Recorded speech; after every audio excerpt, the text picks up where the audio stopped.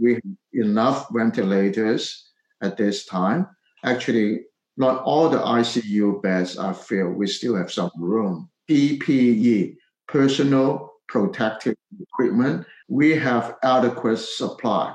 We don't have a lot of surplus. We have a contingency tent set outside the emergency room.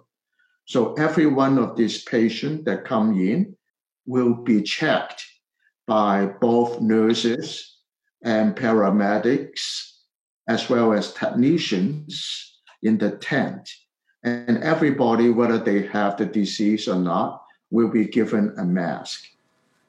These are not the N95 masks, but the regular paper masks. Nonetheless, you'll prevent them if they were to have the disease from infecting other people. So far, we have not refused anybody to who come to see us. We have a group of emergency room physicians, and if they're overworked, they would have additional people coming in. So there won't be any concern of shortages of emergency room physicians. Then the next group of people that are most important would be the intensivists. The intensivists are mainly pulmonologists. 肺科醫生呼吸科對 Yeah, pulmonologists, because they are in close contact. If each one of them are being overworked, then additional pulmonologists who are not on duty will come in.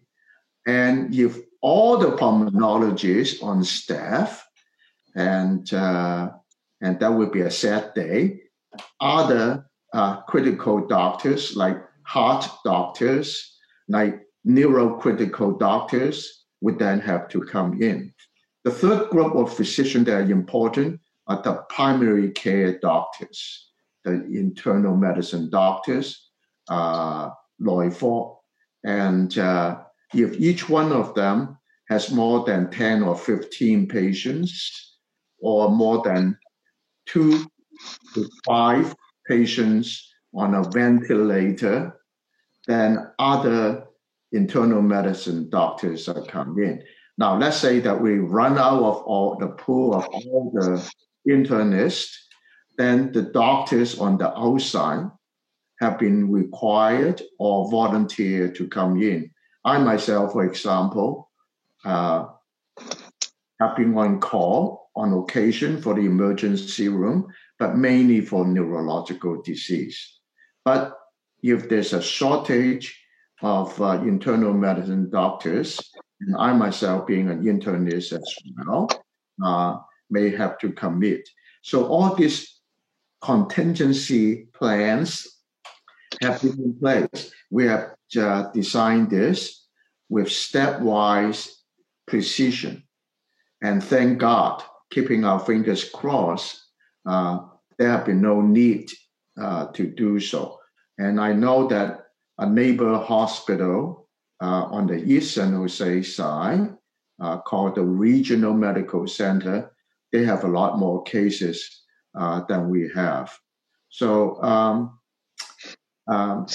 since you mentioned that, Dr. Fong, if the neighboring hospital becomes too crowded and your hospital is not, is there any regional coordination to have their patients go to your hospital? Not to our hospital as much as to the county hospital.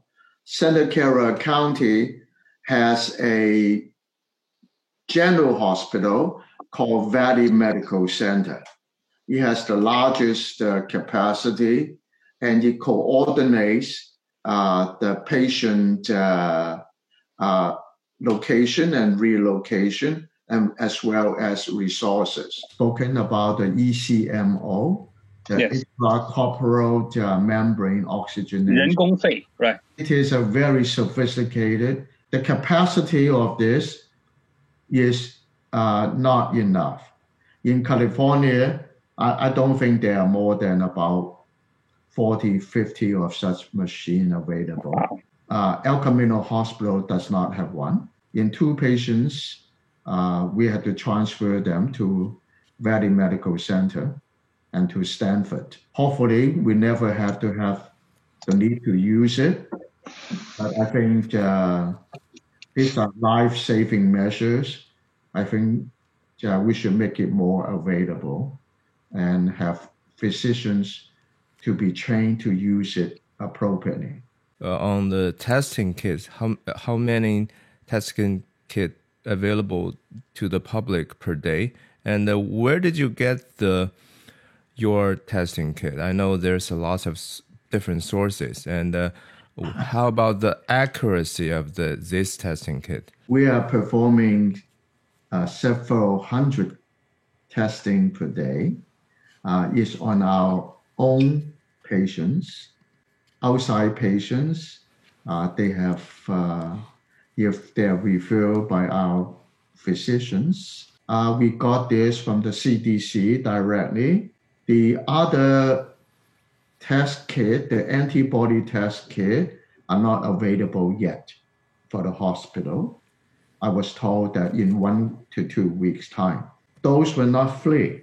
They are $25 per kit, and you can use it on your patients and charge the insurance company $50. What the antibody does is to measure two types of antibodies. One is called the IgM, and one is called the IgG.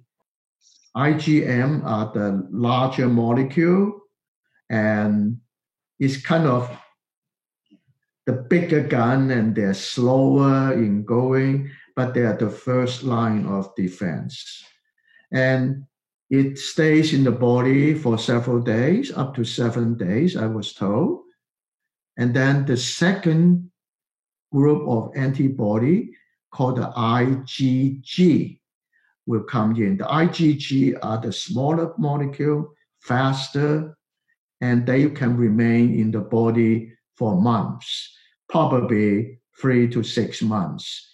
And so this kit that measure the antibody can find out whether you are positive for IgM, meaning that you probably get the exposure in the last 7 days or so, or is negative for IgM, but positive for IgG.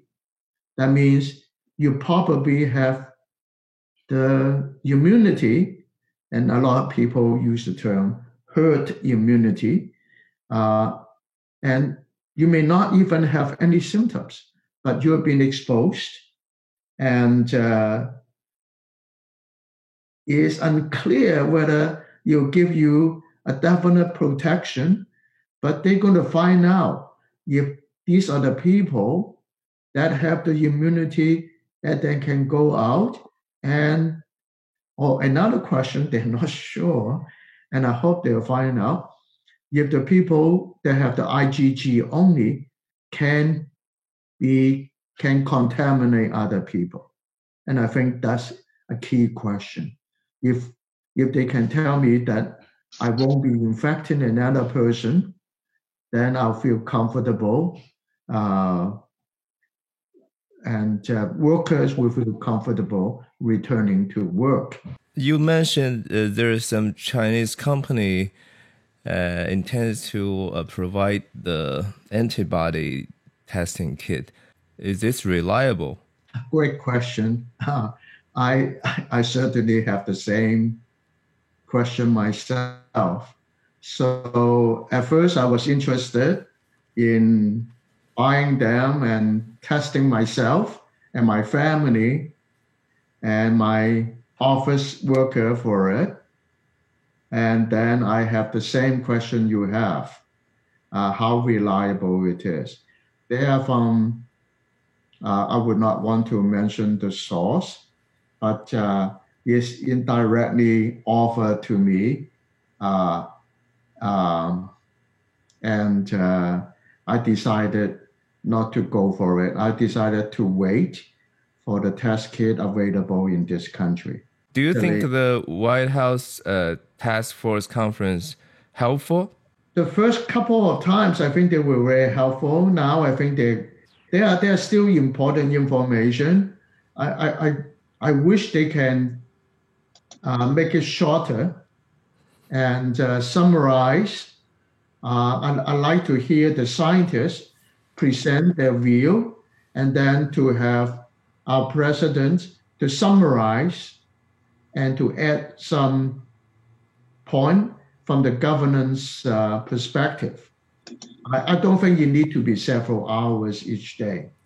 Because I'm a neurologist, no fault, is I find out some patients have trouble with the smell and with the taste.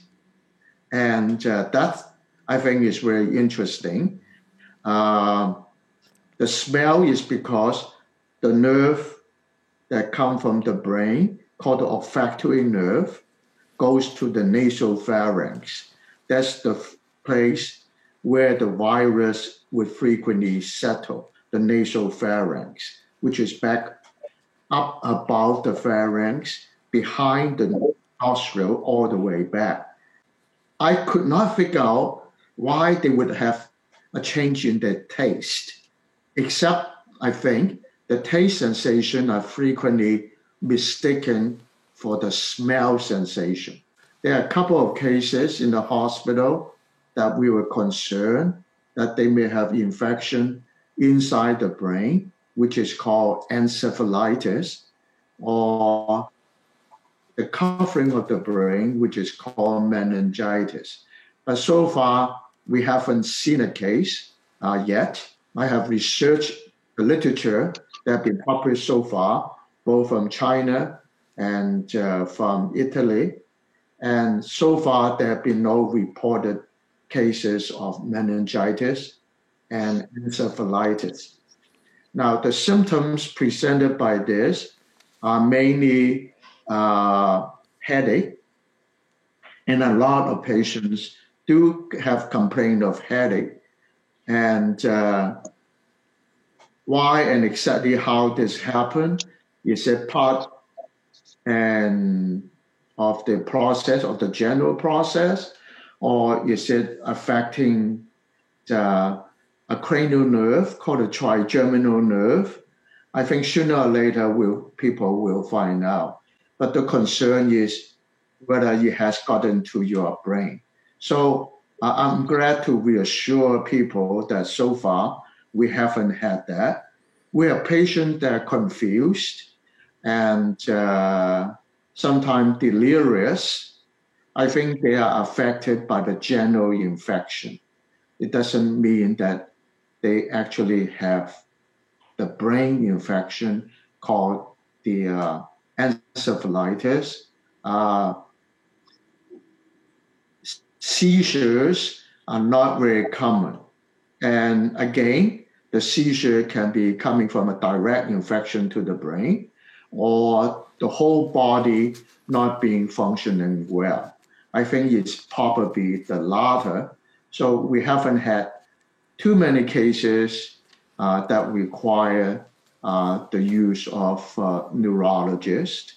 What I mentioned to you previously are not personal knowledge and direct knowledge, but from review of the available resources. The stimulus, or the authorized $65 billion for hospitals specifically. How much is your hospitals asking for?